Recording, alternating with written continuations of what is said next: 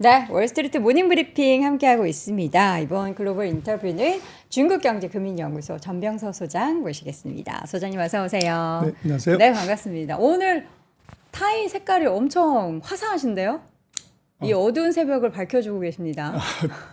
추석이 다가오기 때문에. 네, 보름달 느낌으로 가시는 거군요. 네. 좋습니다. 오늘 보름달처럼 맞습니다. 중국도 미국도 좀 이렇게 화창한 쾌청한 그런 좀 모습이 보여야 되는데 중국도 힘들어요. 여기 보니까 거래 대금 자체도 한 5년여 만에 최저 수준으로 떨어졌는데 시장이 이렇게 안 좋은 건 당연히 여전히 좀 부진한 실물 경기가 가장 큰 원인이겠죠. 네, 그렇습니다. 정상적인 경우에 중국이 하루 일거래 대금이 1조 위안, 한 190조 원 됩니다. 네. 그래서 어마어마한 건데 이게 5천억 밑으로 떨어졌어요. 그래서 이제 두 가지 시그널로 생각을 하는데 이게 네. 이제 계속 나빠지는 거냐 아니면은 거래량 감소가 어떻게 보면 시장의 바닥을 알리는 진짜 시그널이냐. 이제 거기에 논란이 있긴 한데 네. 근본적인 이유는 이게 중국이 지금은 제조대국이 아니라 소비대국입니다. 그래서 지금 차트 준비한 게 있는데 잠깐 네. 보시면 그 소비 증가율이 이게 이제 훅 떨어지는 거죠. 그래서 보시는 파란색 선이 소비 증가율이고 빨간색 선이 이게 이제 아주 지옥으로 간 게 있는데요. 소비 심리입니다. 소비 심리 자체가 그렇습니다. 엄청 얼어붙은 거죠. 그래서 이게 지금 2022년에 이게 이제 봉쇄를 하면서 훅 떨어진 소비 심리가 이제 올라오지 않고 있다는 거, 요게 가장 큰 이제 악재고요. 이게 약간 안 쓰다 보니까 안 써도 괜찮네 이런 건가요? 아니면은 좀 그런 거 있잖아요. 나중에 내 지갑 사정이 어떻게 될지 모르니까 일단은 나 못 쓰겠어. 그러니까 이런 건가요? 두 번째입니다. 두 번째로. 그래서 중국이 돈이 없냐 이런 건 아니고요. 네. 은행에 돈은 이제 넘쳐나고 작년 7월 같은 경우 보면은 그 전년 7월에 비해서 늘어난 순증가된 예금이 30조 위안.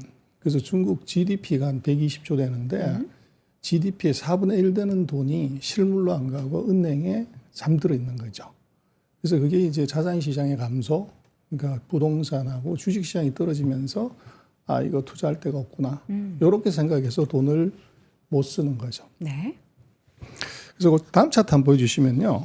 그래서 중국 경제 여러 가지 얘기를 하지만 지금 전체 지표를 보면은 그 GDP가 2분기에 이제 한 4.7 정도 되는데 네. 수출이 8.6, 투자 5.7, 그런데 소비가 2.0이에요. 그래서 이제 소비가 요게 이제 발목을 잡고 있는 거죠. 네. 그래서 소비가 이거 왜 이렇게 안 좋냐 하는 것은 결국은 이 공무원이 똑똑해야 나라가 발전하고 사장님이 안목이 좋아야 기업도 발전한다고 그러는데 정책의 실기입니다. 그 다음 차트 한번 보여주시죠. 그래서 보면은 2021년부터 중국이 이제 소위 말하는 공동부유를 하면서 이 자산 시장, 파란 색깔이 부동산 시가총액이고 빨간색이 주식 시가총액인데 이거를 내리 이제 하강을 시키면서 거의 시총의 한 48% 정도 마이너스를 만들었어요. 그러니까 국민들은 사실 아무것도 한 게 없는데 갑자기 벼락거지가 된 느낌인 거죠. 네. 10억짜리 집이 5억 됐고 예를 들면 삼성전자 주식 10만 원에 샀는데 이제 5만 원 돼버리면 네. 실제로 평가손이지 사실은 실현손은 아니에요. 그렇죠. 그런데 그렇게 되면 이제 일상적인 돈은 쓰지만 내구재라든지 이런 쪽의 소비가 이제 줄 수밖에 없는 그런 상황이 지금 발생한 거죠. 그래서 결국은 이제 이건 그 벼락거지 현상을 만든 것. 이제 요게 말씀하신 이게 돈이 없다기보다는 이제 심리적인 어떻게 보면 이제 불안감 네. 이게 크게 좌지우지하고 있다 이렇게 봅니다. 그러면은 그 시가총액 1위 기업인 그 술 기업 있잖아요. 마오타이 주가 하락한 것도 이거 소비 심리가 좀 안 좋았기 때문에 우리가 지금 무슨 술 먹고 흥청망청 할 때냐.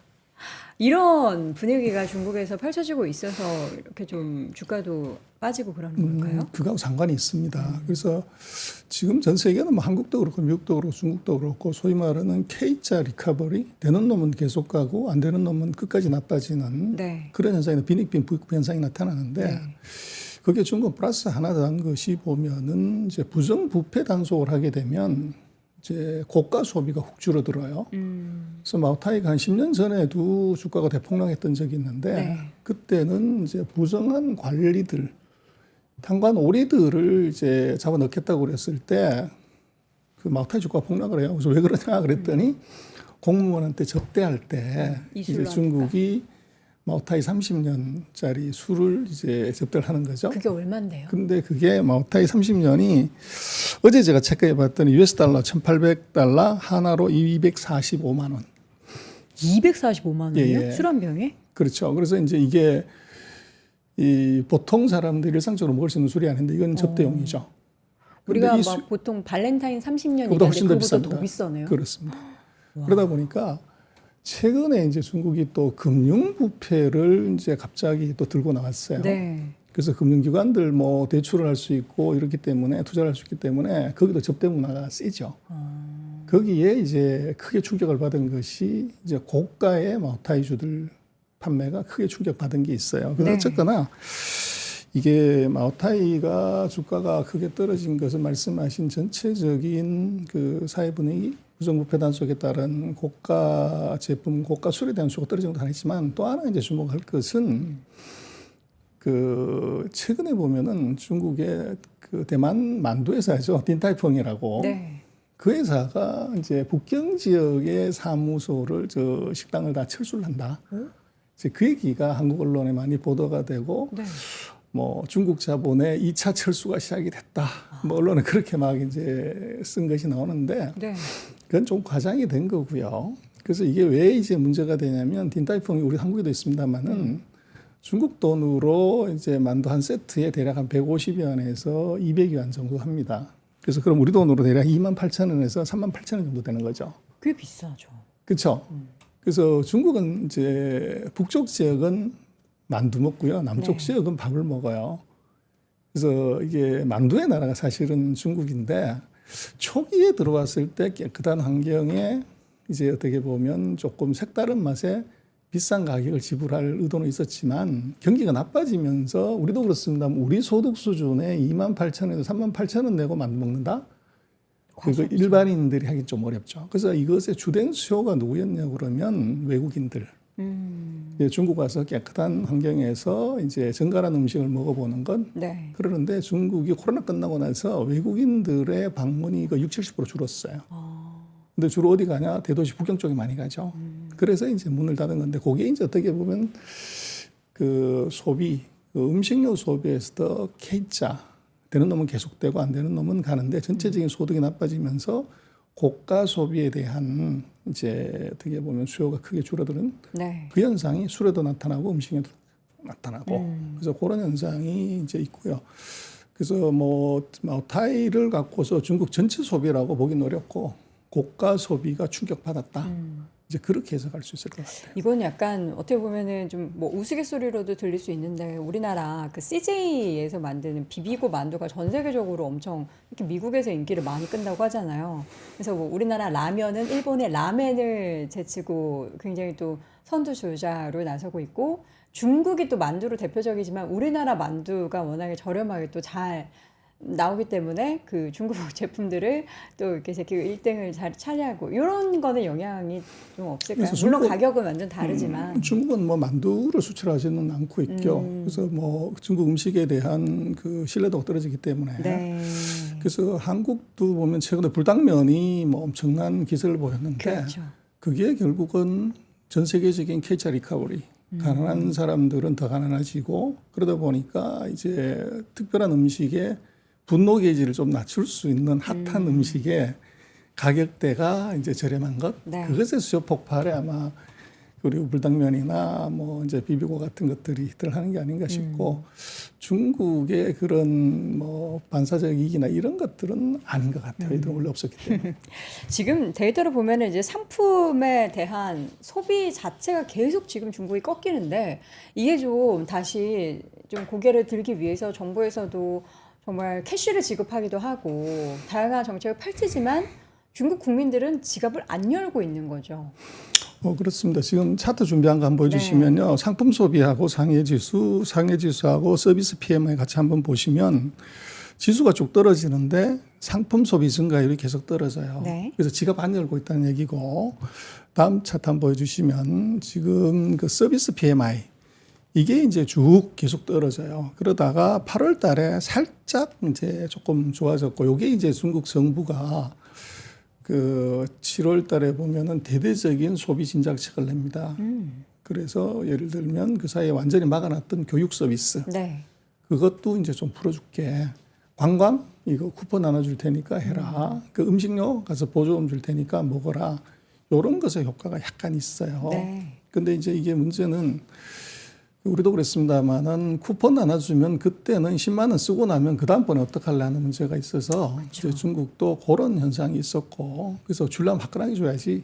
그래서 최근에 보면은 그 중국의 칭화대학의 유명한 그 경제학과의 교수가 있는데 리타오쿠이 교수라고, 이 양반이 느닷없이 언론하고 인터뷰를 해요. 네. 그 인터뷰를 하면서 한 1조 위안 정도, 180조 정도 되는 이제 상품 쿠폰을 나눠줘야 소비가 자극받을 수 있다.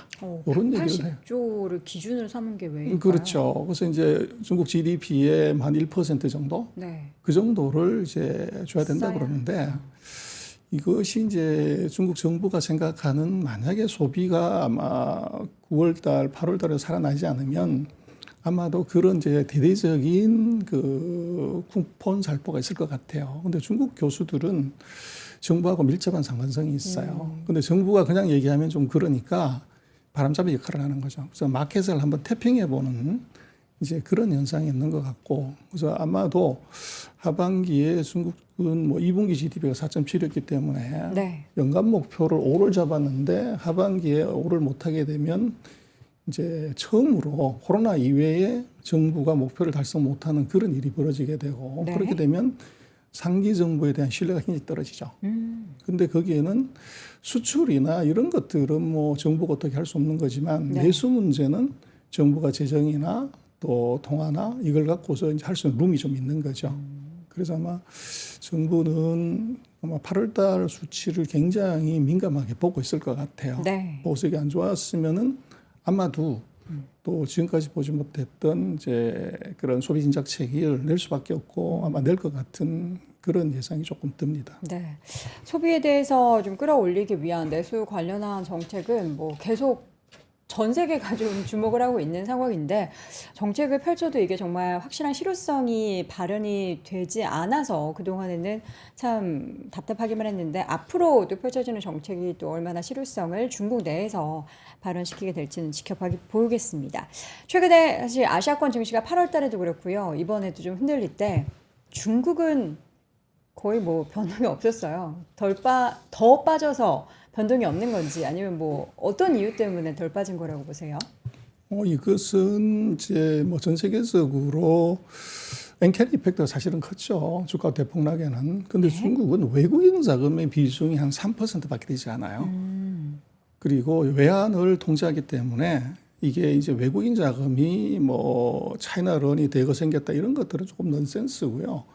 그 자금의 유출입이 자유롭지 않았기 때문에 단기적인 충격에 크게 영향받지 않는 게 하나 있고, 그 두 번째는 이제 지금 중국 주가가 뭐 연초 들어 최저였기 때문에 오른 것도 없기 때문에 빠질 것도 사실은 없는 이제 그런 현상이 있었던 것 같아요. 네.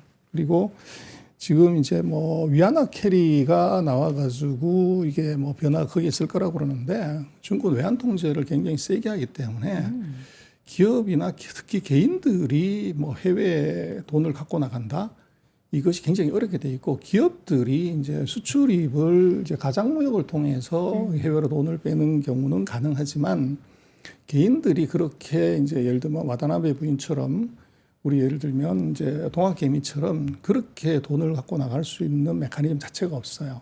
그래서 뭐 위안화 캐리 문제들로 인해서 이제 중국이 크게 영향을 받는 거, 요것은 언론에 많이 나오지만 그건 좀 과장이다. 네. 그렇게 볼 수 있을 것 같아요. 자, 지금 미국에서 금리 인하를 9월 달에는 뭐 25bp가 되든 50bp가 되든 단행을 할 예정입니다. 그러면 미국이 금리 인하를 본격화하면 중국 시장에는 어떤 영향을 미치게 될까요? 그래서 중국의 영향을 받을 것 같아요. 그래서 중국이 그 사이에 경기가 소비가 줄었기 때문에 투자도 그렇고 부동산도 그렇고 금리를 내려서 이거를 뭘 해야 되는데 문제는 이제 금리 역전 현상이 생긴 거죠. 미국은 금리 올리고 중국은 금리를 낮추다 보니까 그래서 채권 시장에서 돈이 되게 많이 빠졌었어요. 근데 만약에 이제 미국이 금리를 올려서 금리 스프레드가 줄어들게 되면 중국이 금리를 인하할 수 있는 룸이 생기게 됩니다. 그리고 이제 부채 비율이 중국이 뭐 기업 부채가 전 세계에서 프랑스 다음번으로 두 번째로 높아요. 그래서 금리를 내렸을 때 기업의 금리 부담 이게 이제 영향을 크게 미칠 수가 있죠. 네. 그래서 뭐 미국의 금리 인하는 중국에 조금 숨통을 트여줄 수 있는 룸이 있다. 그렇게 볼 수 있을 것 같아요. 숨통을 틔워줄 수 있다. 그러면 좀 어떻게 전체적인 분위기가 점점 좀 나아지고 있다라고 봐야 되는 건가요? 그 빨리 나아졌으면 좋겠긴 한데. 그렇긴 한데요. 네. 그래서 중국 같은 경우를 보면 뭐 한 최근 10년간을 보면 7, 8, 9월이 방금 뭐 앞방송에도 그런 말씀하셨지만 주가가 좋았던 적이 별로 없어요. 그래서 중국은 항상 찬바람이 불어야 이제 뭔가 보이는데 그것은 중국의 중요한 정치 일정이나 행사들이 다 10월, 11월, 12월에 몰려 있어요. 네. 그래서 그런 이제 어떤 중국 내부적인 특성 때문에 그런 것이 이제 있고 그래서 거기에 묘하게 미국의 금리 인하나 중국의 소비 진작적이 맞물리게 되면 그래서 최근에 보면은 말씀하신 이제 거래량이 5천억 밑으로 떨어진 게 뭐 몇 달 지속이 되다가 8월 말 9월 초 들어서 이게 한 1조대로 쑥 이제 올라가는 현상이 보여져요. 네. 그러나 주가는 떨어지고 있지만 그것은 이제 주식시장에서 소위 말하는 저점 매수 이제 뭐 거래량 바닥이 나온 것 아닌가 하는 그 합리적인 이제 추론을 할 수 있는 그런 이제 작은 단초 하나는 나온 것 같아요. 지금 중국 상황을 우리 소장님과 항상 이제 확인할 때마다 좋아하실 수 있을 것 같은데, 좀 괜찮아질 것 같은데 그런 생각을 하지만 막상 뭔가 드라마틱한 게 없는데 그럼 우리가 기대하는 중국이 항상 보면은 한 방이 있는 나라 아닙니까? 근데 그 한 그래서 방이 그건 나오지 제가 볼 않는 때는 건 이제 뭘까요? 두 가지가 있는데 하나는 원자바오 총리, 리커창 총리하고 이번 이제 리창 총리하고의 차이가 있는 것 결이 같아요. 다르다.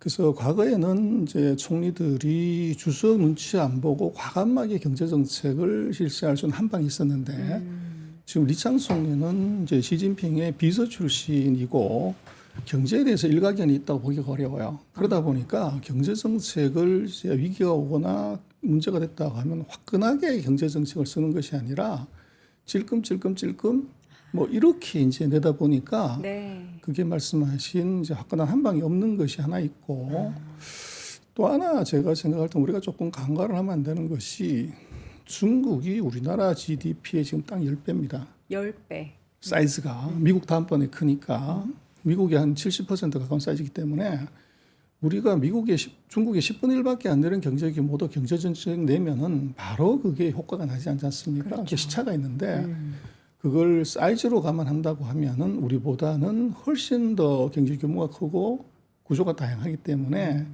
그 도달 시간이 훨씬 지연된다고 봐야 돼요. 네. 그래서 그런 이제 사이즈 이펙트하고 경제 정책 당국자의 과단성 이제 그 두 가지에서 요게 이제 문제가 되는 것 같은데 결국은 또 관리형 이제 조직이나 리더들은 한번 방향이 바뀌면 될 때까지 또 계속 해버리는 거죠. 네. 그래서 경기 좋아질 때까지 부양책 계속 내버리는데 그것이 한꺼번에 이제 누적이 되면 어느 순간 임계점에 올라가면 또 이게 이제 폭발을 해버리는 그런 현상이 나타나게 되죠. 이게 어쨌든 정부나 그 정부를 이끌고 있는 리더의 성격도 정책에 영향을 미치기 때문에 그 부분 때문에 어떻게 보면 그동안 중국을 계속 바라봤던 투자자 입장에서는 조금 답답할 수 있는데 앞으로도 그런 뭔가 혁신적인 그러한 부분들보다는 계속 점층적으로 그리고 어쨌든 반영되는 그 시간에 대해서는 좀 마음의 여유를 가져야겠네요. 그래서 뭐 중국은 뭐 만만디인데 그게 지금 중국 같은 경우를 보면 아까 말씀을 드렸지만 모든 지표들이 마이너스는 아니에요. 근데 찔끔찔끔 이제 떨어지는 것이 왔고 그것이 이제 참을 수 없는 단계까지 오도록 계속적으로 정책을 했다는 거죠. 네. 근데 그것이 이제 시차가 어느 정도 지나게 되면 그게 효과를 발휘는 하게 됩니다. 근데 거기에 어떤 이제 모멘텀 기제가 하나 필요한 거죠. 네. 그래서 그게 이제 뭘 거냐를 봐야 되고, 그래서 아까 말씀하신 거래량의 최저점이 이게 조금 유의미한 내용이 될 것 같아요. 그래서 조금 더 지켜볼 필요가 있고, 거래량이 더 늘어난다고 하면 은행에서 이제 주식으로 또는 실물 자산으로 자금의 이동이 있다고 봐야 되는 거죠. 자, 이제는 반도체 얘기를 좀 해보도록 하겠습니다. 지금 계속 뭐 반도체 쪽에 있어서의 미국과 중국 간의 무역 전쟁이 있고, 미국은 동맹국들, 뭐 특히 뭐 전체적으로 다 손잡고 우리 중국을 압박하자 이런 분위기가 만들어지고 있는데, 중국은 그러자 이제 그 중에서 이제 일본에 대해서 너 우리 이렇게 압박하고 이러면 우리도 보복할 거야라는 그런 구도가 지금 펼쳐지고 있는 거죠. 그래서 뭐 그런 말이 있습니다. 원숭이 길들이려고 닭을 잡아서 피를 보여준다. 그래서 중국이 미국을 바로 상대하기에는 너무 버거우니까 네. 중간에 낀 놈을 이제 때려서 자기 마음의 표시를 하는 거죠. 그래서 예전에 사드 사태 때는 한국이 닭이 됐었고, 네. 또 이제 그 파운드리 문제가 됐을 때는 대만의 TSMC가 닭이 된 거죠. 근데 지금 이제 반도체 장비 이제 이걸 규제를 미국이 더 세게 하려고 하니까 네. 그 사이에 낀 놈이 이번에는 일본이 된 것 같아요. 그래서 일본에 협박을 하는 가장 큰 이유는 뭐냐 그러면 일본이 반도체 재료의 강국입니다. 근데 일본도 그 재료의 기초 소재가 되는 소재는 중국으로부터 들어오는 것이 워낙 많아요. 네. 그러다 보니까 이게 그 히토류 이제 이걸 중국이 전 세계 60%를 장악하고 있기 때문에 지난번에 일본하고 이제 그 디아위타오 그 섬 때문에 전쟁이 벌어졌을 때 그때 중국이 일본한테 썼던 것이 바로 히토류 금색 수출 금수 조치를 하는 바람에 토요타가 전기차를 못 만드는 그런 현상이 발생했고 미국의 IT 기업, 일본의 IT 기업들이 첨단 IT 기기를 못 만드는 현상이 발생을 했었어요. 그래서 그곳에 이제 재판을 하겠다고 하는 협박을 한 거죠. 근데 이제 이게 왜 이런 일이 벌어졌냐 하면은 그 미국이 기술 제재했고 장비 제재했는데 지금 차트 한번 보여주실래요? 그 미국 장비 규제도 다시 생산 증가하는 그 차트요. 네. 저 보시면 왼쪽에 미국이 규제를 했더니 2021년부터 규제가 들어갔는데 22년, 23년 하반기까지 저 파란 색깔이 저게 반도체 생산량의 감소입니다. 보이죠? 네. 근데 문제는 작년 연말부터 금년 들어서는 생산량이 급격히 늘고 있어요. 이 얘기는 뭐냐면 미국의 장비나 기술 통제에 구멍이 있다는 얘기예요. 구멍이 있다. 그래서 빠져 있는 거죠. 그리고 오른쪽 차트 보시면 중국의 반도체 장비 수입액인데요. 이게 금년 상반기의 수입액이 작년 연간에 거의 한 70%까지 늘었어요. 근데 아마 최근 언론에도 보도가 됐지만 상반기에 미국, 일본, 한국이 구매한 반도체 장비 전체보다도 네. 중국이 구매한 게 더 많아요. 그래서 이러다 보니까 이게 이제 완벽한 통제가 되지 않고 있다는 것이고, 그 다음 차트 한번 보여주실래요? 이게 뭐냐면 이제 AMT, TEL, ASML, KLA, 뭐 램 이런 회사들이 전 세계 반도체 장비 공급의 탑5 회사들입니다. 네. 지금 보시면 파란색, 초록색, 빨간색이 2022년, 23년, 24년 상반기 기준의 대중국 수출 비중이에요. 모든 회사들의 수출 비중이 대중국이 다 올라갔어요. 네. 그래서 지금 텔 같은 경우는 20%에서 50%가 늘었고 50% 늘었고 ASML도 중국에 팔던 장비가 2022년에 10%였는데 금년 상반기에는 49, 절반이 중국한테 팔아서 돈을 버는 거죠. 그래서 이 회사들의 이익이 무지 좋습니다. 그래서 지금 이게 미국의 규제가 이게 구멍이 있다는 것이고 중국은 이게 규제를 받는다고 생각을 하니까 먼저 선구매를 왕창 해버린 거죠.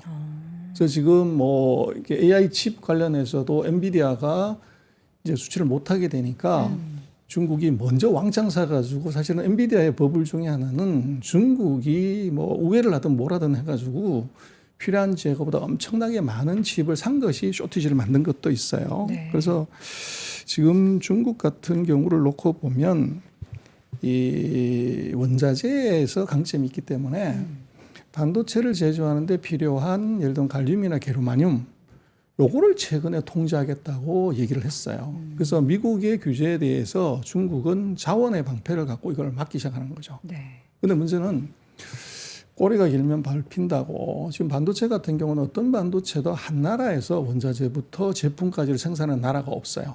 대략 한 이제 대여섯 개 나라를 거쳐야 미국의 설계, 예를 들면 이제 타이완에서 그 파운드리 아니면 한국의 이 하이닉스에서 제조, 그걸 조립하는 것은 이제 타이완에서 하고, 검사는 예를 들면 싱가포르에서 하고, 그 제품을 갖다 만드는 건 유럽이나 미국에서 하고, 뭐 이런 이제 대여섯 개 나라를 거치기 때문에 어떤 나라 하나라도 이게 문제가 되면 전체 서플라이 체인이 다 스톱하는 결과가 나와요. 네. 근데 중국은 거기에 맨 끝단에 있는 소재 부분을 이거를 이제 장비나 기술에서 제재하면 이거 손대겠다. 그래서 서플라이 체인 자체를 흔들겠다. 요렇게 이제 협박을 하는 것이고. 네. 그래서 미국의 입장에서는 지금 아주 묘한 타이밍이죠. 그래서 추가적인 이제 무역 제재를 하겠다고 그러다가 중국에 대해서 어젠가 아ren가 보면 제재를 하는 것에 날짜를 연기를 했어요. 그 이유가 뭐냐 그러면 이런 협박 때문에 그랬던 것보다는 제가 볼 때는 미국이 대선 시즌이죠. 그래서 대선 시즌에 이제 중국과 싸움을 하는 것이 표를 얻을 수도 있지만 네. 거기서 중국이 더 세게 나왔을 때 무역 제재를 한 이제 후보자가 오히려 피해를 입을 수 있는 가능성이 있어요. 그러다 보니까 이제 민주당 같은 경우는 반드시 이겨야 되니까 네. 불필요하게 중국하고 지금 전쟁할 필요는 없다. 그래서 무역 규제, 수출 통제 이런 것들을 이제 연기를 하는 그런 현상이 나타나고 있어요. 그래서 중국이 아주 영악한 것이 그걸 절묘하게 이용해서 지금 협박을 하는 거죠. 그래서 미국의 지금 타이밍이 아주 묘한 타이밍이기 때문에 네. 아마 이런 현상, 이런 얘기들이 나오고 있고, 그러나 이제 우리가 조금 그 걱정이 되는 것은 이제 그 한국의 대중국 원자재 의존도입니다. 그래서 높죠. 우리가 반도체도 그렇고 배터리도 그렇고 지금 차트 한번 보여주실래요? 중국의 4대 품목 중 대중 의존도는 우리 반도체 소재도 한 40%, 히토리는 50%, 배터리는 거의 8, 90%를 중국에 네. 의존해요. 그래서 미중이 싸우는 과정에서 둘이 싸우는데 거기서 우리가 이제 날아온 돌멩이에 맞을 수 있는 가능성이 중국이 원자재를 통제하겠다. 이랬을 때 미국이나 일본보다도 우리가 더 크게 먼저 타격을 받을 가능성이 있어요. 네. 그래서 우리 리스크가 지금 이 어떻게 보면 중국을 원자재 공급국으로서의 관리를 이걸 잘 못하면 네. 우리 지금 미국으로 유럽으로 수출이 좋다고 하는데 그게 주로 반도체, 배터리, 전기차거든요. 근데 이게 지금 스톱이 될 수 있는 리스크가 존재를 해요. 우리 입장이 참 난처하네요. 그래서 이제 외교를 어떻게 하냐, 관리를 어떻게 하냐 하는 것이 우리한테 굉장히 중요하고 이제 그걸 풀 수 있는 것이 이제 정치 외교가 해야 되는 일이죠. 미국의 손을 잡아주기에는 또 중국에서 우리가 원자재를 공급받는 게 너무나 비중이 크고, 그렇다고 중국의 손을 잡기에는 우리가 또 미국에 수출하는 양이 너무 크고, 이럴 때는 어떻게 뭐 반반 정도로만 하면 또 미국, 중국 다 삐질 거 아닙니까? 그래서 이제 그게 우리만 그런 게 아니라 네. 아까도 보셨습니다만은 일본의 텔 같은 경우에 반도체 장비 회사 미국의 기술 의존도가 있지만 중국에 팔고 있는 게 절반을 팔아요. 네. 근데 일본이 뭐 우리가 중국하고 거래를 끊는다 무슨 뭐 이런 얘기 입에다 안 올리죠. 그래서 정치적인 것은 정치적인 걸로 가고 네. 실리는 실리대로 또 책임지는 것이 대국의 패턴인데 미국 아까 말씀드렸지만 AMT나 텔이나 KLA가 정부가 첨단 장비, 첨단 기술, 반도체 장비 중국에 팔지 말라는데 최근 3년간 그거 쌍무시하고 매출 비중이 대폭적으로 올라갔단 말이에요. 네. 그래서 돈에는 내국심이 없어요. 그래서 냉정하게 이제 그 실리 찾아가지고 액션을 하는 것인데 네. 우리는 실리보다는 이제 정치 아젠다나 이제 정서적으로 자꾸 이제 비즈니스를 접근하는 거죠. 그래서 뭐 결국은 이게 왼발 잘 쓰는 사람 뭐 선수 맞죠. 오른발 잘 쓰는 사람 선수 맞는데 고수는 뭐냐면 왼발도 잘 쓰고 오른발도 잘 쓰는 게 고수입니다. 네. 그래서 고수하고 선수하고 붙으면 누가 이기냐? 당연히 고수가 이기죠. 우리 손흥민 선수 왼발 오른발 다 잘 쓰니까 스타가 되는 거잖아요. 대중국 관계, 대미 관계도 저는 그렇게 아까 말씀하신 우리가 이쪽 저쪽 어느 것도 이것을 버릴 수가 없고 더 연계가 돼 있기 때문에 네. 왼쪽 발 잘 쓴다고 왼쪽에서만 계속 공 넣다 보면 오른쪽에서 이게 실수할 확률이 높기 때문에 그렇죠. 이 두 개의 균형 감각 그래서 우리가 뭐 이제 비난하고 욕만 한다고 그래서 문제가 기본적으로 해결되는 게 아니에요. 네. 냉정하게 보고 정확하게 판단해서 거기에 미국 기업, 일본 기업, 네덜란드 기업처럼 정치는 정치고 이제 실리는 실리 이렇게 구분해서 들어가는 것이 필요한데 우리는 그것보다는 중국의 오만한 무례함 여기에 우리가 이제 분노 게이지가 너무 올라가 있기 때문에 그런 쪽으로 접근을 안 하고서 가는 것이 조금 우리한테는 아쉬운 감이 있죠. 우리도 그러면은 어쨌든 중국에 대한 그런 외교를 할 때 좀 실리적으로 접근을 해야 되는데. 그래서 우리로서는 지금 이제 굉장히 심각한 문제가 뭐냐면 아까 보셨습니다만 전 세계 반도체 장비 회사들이 중국에서 다 떼돈을 벌어요. 네. 작년 금년. 근데 우리나라만 대중국 반도체 장비 수출이 마이너스가 나와요. 네. 그 얘기는 뭐냐 그러면 미중의 전쟁 과정에서 그 중국의 국산화율 제고의 최대 피해자가 한국이 되고 있다는 거죠. 그래서 우리로서는 그 중국이 반도체 국산을 하는 것이 ASML에 노광 장비를 하거나 AMT나 텔에 최첨단 장비를 국산할 수는 없으니까 한국이 하고 있는 이게 캐치업하기 가장 좋은 품목입니다. 네. 그럼 한국 반도체 장비 산업의 수명이 굉장히 짧아지는 건데 문제는 지금 전 세계 반도체 장비 시장의 거의 30에서 40%가 중국이에요. 그리고 중국은 2022년 이후에 반도체 공장 전 세계가 짓는 게 한 42개인가 되는데 그중에 22개를 중국이 짓고 있습니다. 네. 그래서 이 시장을 우리가 아까 말씀하신 것처럼 이 탈중국 뭐 이런 쪽에 어프로치를 하게 되면 그 시장을 통째로 다 잃어버리는 거죠. 근데 정말로 탈중국을 해야 되는 것은 미국하고 전쟁하고 있는 미국 기업이 탈중국 해야 되는데 네. 미국 기업은 탈중국 한 게 없고 우리가 이제 탈중국을 해버리는 이제 우리가 실리 측면에서 접근을 좀 못하고 있다는 것, 그게 좀 다른 거죠. 네. 그래서 우리로서는 뭐 이게 중국하고의 관계에서 철저한 이해관계로 어프로치하는 것이 이게 중요한데 네. 거기에 우리가 조금 약한 것 같아요. 아쉬운 부분들이 많고요. 우리에게도 우리 정부에게도 또 외교 당국에게도 산업에게도 숙제가 많아지는 것 같습니다. 자, 이렇게 해서 이제 반도체 관련한 전체적인 이야기까지 나눠봤고요. 오늘 글로벌 인터뷰 이 시간 중국 이야기 중국경제금융연구소 전병서 소장 함께했습니다. 고맙습니다. 박근영, 이선영, 사경인, 염승환 투자 마스터들의 세심한 케어로 건강한 투자 습관을 만드세요. 3프로 멤버십 3프로 앱에서 확인하세요.